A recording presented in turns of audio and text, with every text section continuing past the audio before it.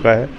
चुनाव आयोग इस समय बीजेपी की दलाली कर रहा है और उनका जो दफ्तर है वो भारतीय जनता पार्टी के कार्यालय में तब्दील हो चुका है।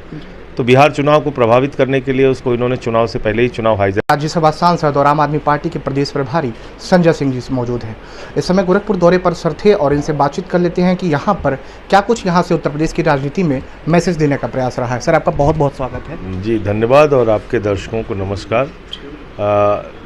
आज यहाँ पर पूर्वांचल प्रांत का सम्मेलन था और इस सम्मेलन के माध्यम से हम लोगों ने कुछ मुद्दे तय किए हैं जिस पे आने वाले दिनों में काम करना है।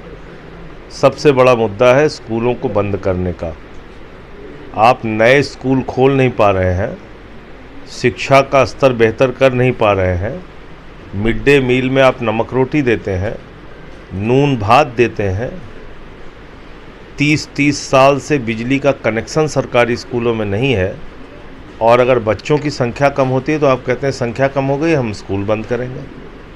तो ये तो जानबूझ के निजी शिक्षा को बढ़ावा देने के लिए, प्राइवेट स्कूलों को बढ़ावा देने के लिए, शिक्षा माफियाओं को बढ़ावा देने के लिए साजिशन सरकार के द्वारा ये स्कूल को बंद करने का काम किया जा रहा है। और दूसरी बात क्या है कि जहाँ पर स्कूल बंद किए जा रहे हैं उन स्कूलों को अगर आप देखेंगे तो वहाँ कौन सी आबादी रहती है? दलितों की, पिछड़ों की, शोषितों की, वंचितों की, अति पिछड़ों की।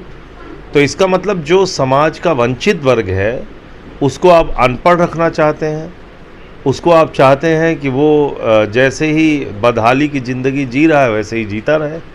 तो ये कहीं ना कहीं बाबा साहब के सपनों को कुचलने का भी काम है। तो आम आदमी पार्टी शिक्षा को लेकर पूरे उत्तर प्रदेश में आंदोलन चला रही, स्कूलों को बंद न किया जाए और इसको लेके मैं सुप्रीम कोर्ट भी जाऊंगा, उसकी भी तैयारी कर रहा हूं। दूसरा ये कि जो मूलभूत हमारी आवश्यकता है, बिजली, पानी, अस्पताल, यह सब कुछ बद से बदतर हो चुका है। खाली क्या है यहाँ पे? हिंदू मुसलमान, झगड़ा लड़ाई, दंगा फसाद। इससे दुनिया का कोई मुल्क आगे नहीं बढ़ सकता और इससे हिंदुओं का तो बिल्कुल भला नहीं होना है। बुलडोजर चलाते हैं ना बाबा जी, बड़ा खुश होते हैं लोग। आप देखिए बुलडोजर कितने लोगों पे चल रहा है। 80% हिंदू हैं जिनके दुकानों और मकानों पे बुलडोजर चला है, चाहे वो सुल्तानपुर हो, चाहे लखनऊ हो, चाहे अयोध्या हो, चाहे काशी हो, चाहे गोरखपुर हो। आप उठा के आंकड़ा देख लीजिए। तो इसका मतलब आप ये जो नफरत का एजेंडा फैला रहे हैं इससे भी कुछ हासिल होने वाला नहीं है। सर, आने वाले समय में 27 का चुनाव है और जिस तरीके से सरकार कह रही है कि हम चुनाव में बहुमत हासिल करेंगे, दूसरी तरफ विपक्ष भी क्योंकि अखिलेश यादव ने भी ऐलान कर दिया है कि हम राहुल गांधी के साथ चुनाव लड़ेंगे। तो आम आदमी पार्टी का देखिए, हम तो ये मानते हैं कि जनता मालिक होती है लोकतंत्र में।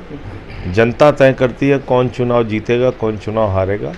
बीजेपी सत्ता में है तो अपना दावा निश्चित रूप से करेगी, लेकिन मुझे नहीं लगता कि कोई ऐसा काम उन्होंने जनहित में किया है या रोज़गार देने का किया है या स्कूल बेहतर, अस्पताल बेहतर बनाने का किया है जिसके नाम पे उनको वोट मिलना चाहिए।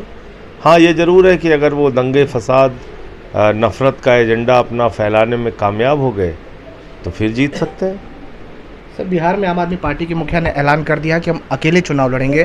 दूसरी तरफ कहीं ना कहीं वहाँ पर आइडेंटिटी वेरिफिकेशन यानी वोटर आईडी वेरिफिकेशन चल रहा है। इसको चुनाव आयोग तो पूरी तरह से भारतीय जनता पार्टी का एजेंट बन चुका है।